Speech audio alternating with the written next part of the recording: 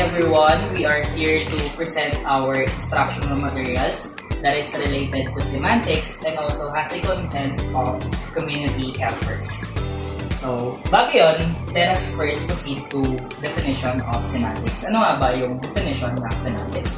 So, when we say semantics, this is the study of meaning in language. So, meaning to say, dito po natin naiintindihan or naunawaan yung iba't ibang meaning ng language, ng words, sentences, phrases, and also, dito po tayo nag-i-interpret ng message through ways of communication. So, in semantics, or in terms of semantics, na-improve po nito yung ating vocabulary, yung ating comprehension, and kung paano po tayo mag-formulate ng idea through real-life communication. So, our group, we created different types of instructional materials that is designed to improve and also to make easier na matakil yung iba't ibang lessons, especially sa semantics. So, ano-ano nga ba yung mga benefits nito? So, populawan na natin yung benefits. So, one of the benefits of this is, of course, na-improve natin yung student retention and yung student understanding pagdating sa iba't ibang words. Pangalawa, it also encourages classroom participation. Pangatlo, it develops communication under real-life communication. And also, last one, napapahaba po nito or nagiging enjoyable or mas nagiging interactive, fun, and easier to understand para sa mga learners natin. So, for us to demonstrate this, let's first go to the first instructional materials na amin pong ginawa, which is what we call the meaning match-up window, which is presented by Danica Pauline Rodriguez and Arlene Silvas. Alright, so now let's move on how to create this kind of materials or the window instructional materials. So as you can see here, we use cardboard and cartolina. We cut rectangular flaps or frames to create the sides of the window and cartolina for the jealousy of the window. Ayan. So as you can see here, we put the meaning of the, or sinulat namin yung meaning ng community helpers. Then ang gagawin ng student is slide up niya to reveal the answer or yung mga community helpers mismo. So the purpose of this in teaching is to encourage the student to think critically by revealing the clues or the answers step by step. Alright, so now let's move on with the clue detective magnifier na i-represent ni Sir Gabriel Sueco and Shyla Alcantara.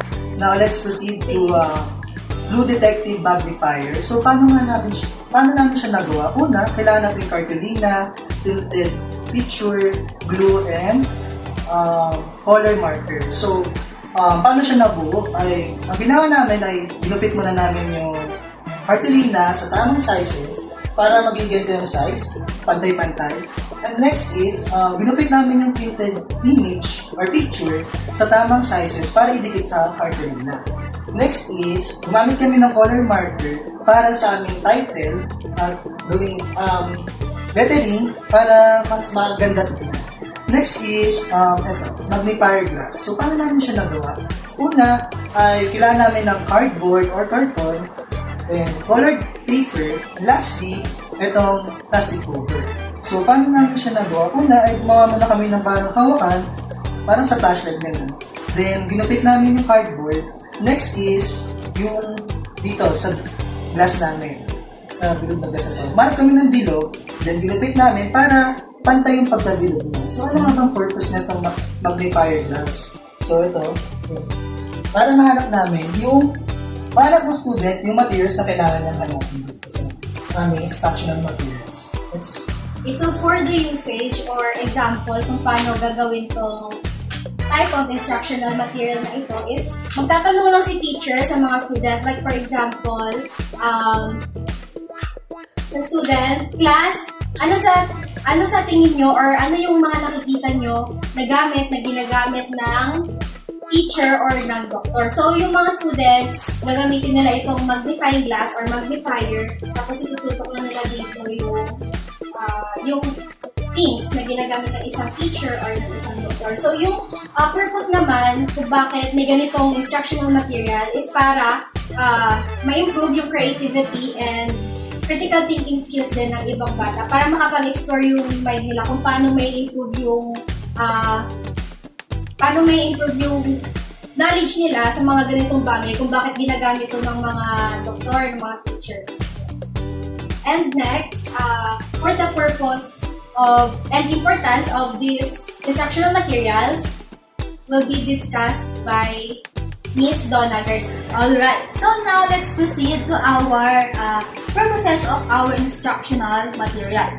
So again, dito sa ating match-up window, or meaning match-up window, is ang purpose naman nito is para mas mag-improve ang reading comprehension ng mga bata.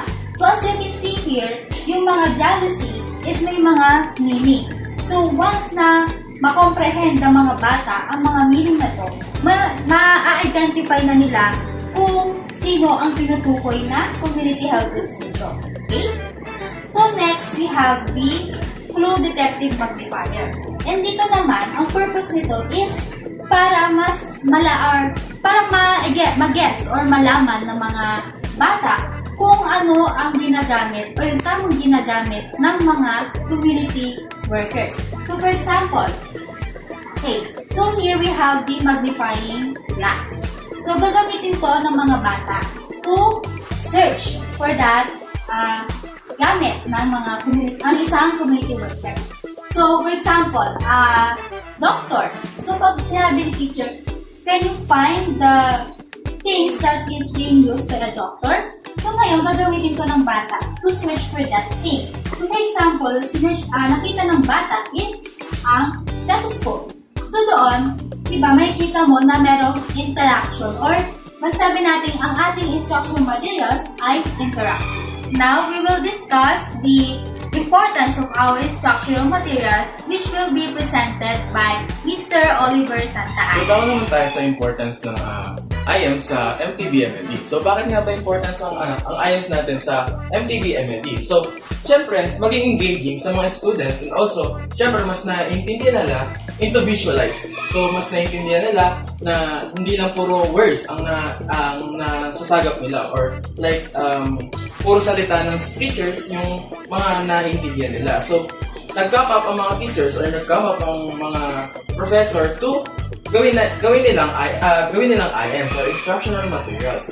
So, syempre, help din siya sa mga teachers para mapadali or mapa-engage nila yung mga students or mapadali yung pagtuturo nila sa mga lessons na meron sila.